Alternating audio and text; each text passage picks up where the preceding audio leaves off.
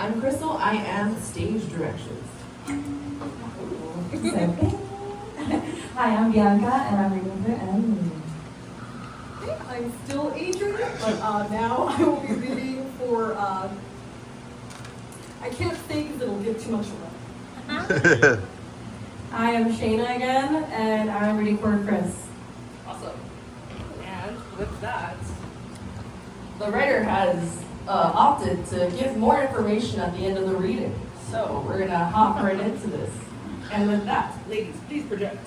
Heard that. Heard. Interior, exterior, rushing out apartment. We open to Ellie sitting on the floor of her apartment. In front of her is a spread of various weapons and a large black duffel bag. She methodically reaches for the rope and begins to wrap it up. Cut to interior, Chris's car, day. Chris anxiously waits in his parked car. His eyes dart back and forth from his rearview mirrors to the storefronts across the street. He takes a few breaths, conjuring any confidence he can. He pulls his hoodie over his head, grabs a bat from the passenger seat, and quickly exits his car. Cut to interior, exterior, rushing out apartment, day. Ellie finishes placing the last knife into her duffel bag and zips it shut. We hear her phone chime.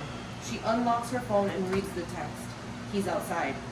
Ellie scrambles around her apartment, gathering her things and putting the final touches on her look.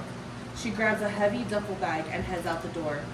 We follow her outside to a parked car with its hazards flashing. Chris rolls down the window. Sorry, I'm late. She bangs on the trunk, waiting for it to be opened. To our surprise, muffled screams are coming out of the trunk. Ellie forcefully throws the duffel bag into the trunk on top of the tied-up victim and slams it shut. Cut to interior car, day. Ellie and Chris drive in silence. We can hear the victim crying, yelling, and banging around in the trunk.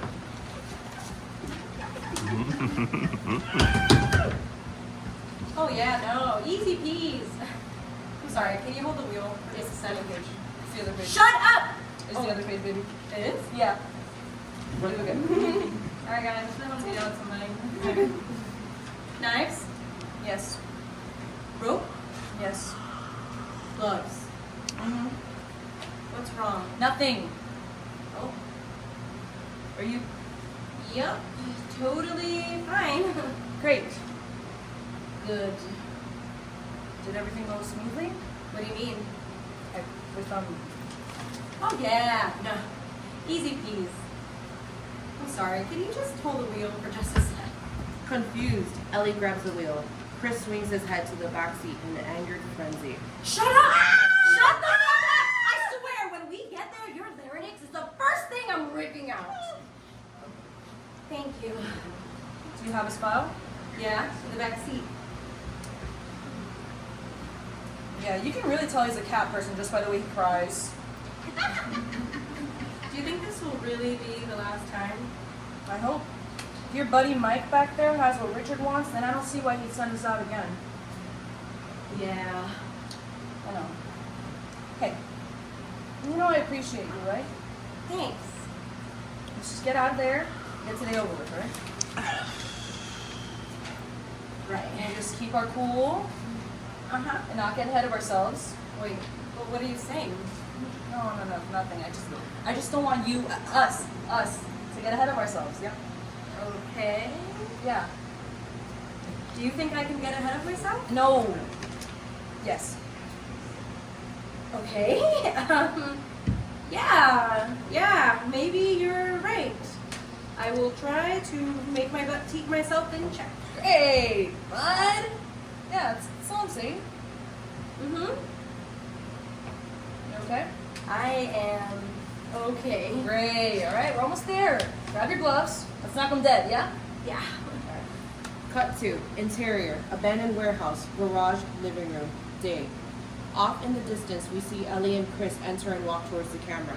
They set down their duffel bag filled with weapons and pull up a chair. They leave.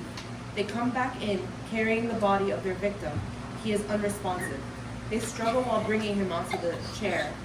Once they've sat him down, they pull duct tape out from their bag and begin to tie his arms, legs, and torso to the chair. They take a step back in preparation. Ready?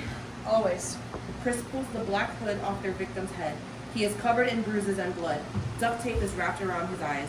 What did the file say about him? The design district is where they found him. And you sure this is the same guy? Yep, 5'5" Hispanic male. Let's get this shit over with then. Chris rakes the smelling salt under the victim's nose.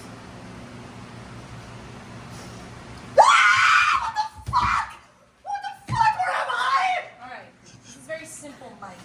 You have something we need. Something that shouldn't be in your possession. And the faster you help us, the more of your fingers you'll get to keep. I love when we're in sync. alright. Now, Mike, you work at 4001 Northeast 1st Ave at Diamonds Emporium. You're there Monday through Friday, 9 to 5, except on Thursdays. On Thursdays, you leave early to drop off your daughter at soccer. Did I get that right? Wait, what? Look, I know this might come as a shock, but I need you to settle in and focus. You've been kidnapped. Now, we know your routine. We know the whereabouts of your wife and kid. And the sad truth is, bud, I won't spare a singular second to cut off each and every one. What the fuck are you guys talking about? My name is... Chris quickly slaps the victim and tapes his mouth back shut. Chris pulls Ellie aside. Distant screams come off camera. I think we should start pressuring him. why are you whispering? I didn't want to come off too strong, but we should figure out a more efficient way of getting information out of this guy. Okay, what did you have in mind? I could cut off one of his fingers. Chris, you said you wouldn't do this. What am I doing? We just started. We don't have to resort to cutting off people's fingers. No, it'll just be one. Take the tape off his mouth, Chris. Chris rushes over to the victim and rips off the tape. Where's that fucking necklace, Mike? Someone please tell me what's going All on. you need to do is tell the truth, Mike. Tell us where you're hiding it, and tell us where you're hiding it. My name isn't Mike! What? Ellie's phone starts to ring. What did you say? Who's calling you? It's Richard. Can you turn that off, please? What's going on? Why did he say that? I'm not Mike! You're getting distracted. Give me your phone. What did you do? You fuckers kidnapped the wrong guy! Ellie, give me the phone. Are you gonna tell him? I'm gonna figure it out, but I need you to send him to voice. I'm not doing shit until you explain what the fuck is going on I here. panicked! I went to the address, but the back door to the Diamond Emporium was locked. I waited in my car for a bit to see if anyone would come in or out. He was the first one I saw that looked most similar to what was on the file, so I'm sorry. The victim continues to softly whimper in the background. Ellie sends the call to voicemail. Okay then, how are we supposed to find Richard's stupid fucking necklace now? I don't know. I thought I could buy us more time. How could kidnapping the wrong guy buy us more time? Barf! Almost. Can someone please take the tape off my eyes? Well, the first three people weren't of any use. Okay, so and did you think that would happen? If he finds out, what could happen? And how it seems like you're deliberately wasting his time? I didn't think the fourth time was going to be any better. I constantly tell you to pause in moments of stress, but the one time you couldn't get some fucking accountability, you fuck us? This is pretty bad. Yeah, you smuggled the first person you saw into your trunk who clearly isn't Mike. Did you plan on telling me? Or were you just gonna hope for the best? Things weren't really working out for us, so I thought. I know who Mike is. What? Someone please take this tape off me. My eyes are starting to burn. Chris walks over and rips off the tape.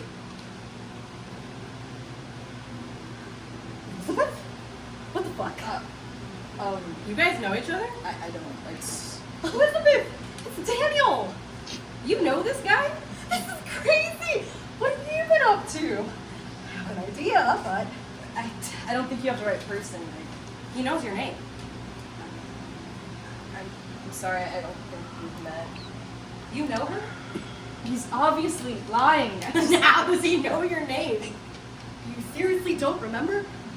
Get the pliers, Chris. Finally. Chris retrieves the pliers from the duffel bag. Whoa! Fuck, wait!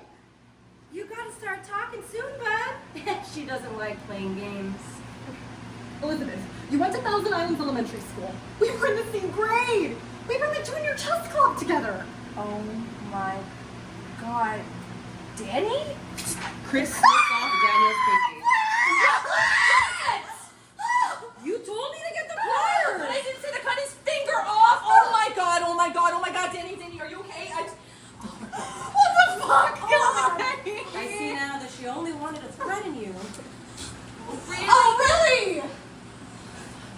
You got ahead of yourself once again, Chris, fucking idiot!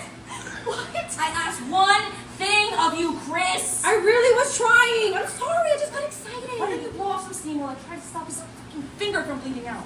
Yeah, I'll be over here. I'm gonna regroup. Chris finds a corner in the room, sits down, and takes a moment to himself. Ellie retrieves some gauze from her duffel and begins to wrap Daniel's pinky-less hand. Interior, abandoned warehouse, garage, living room, day. Long sweeping shot of the group.